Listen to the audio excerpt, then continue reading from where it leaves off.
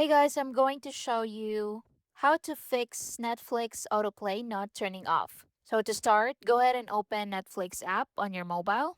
And from here, go to My Netflix at the bottom right. Once you click that, click your profile at the top left. And from here, click the pencil icon at the top right. And from the options, look for autoplay controls. So here you have autoplay next episode, and you have autoplay previews. So uncheck autoplay next episode or toggle it off, and also autoplay previews, toggle that off too.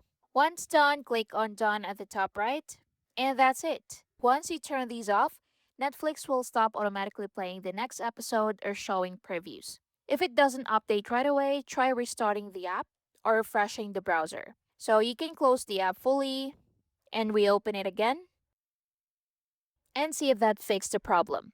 And that's basically it. I hope you find this helpful. Thank you for watching.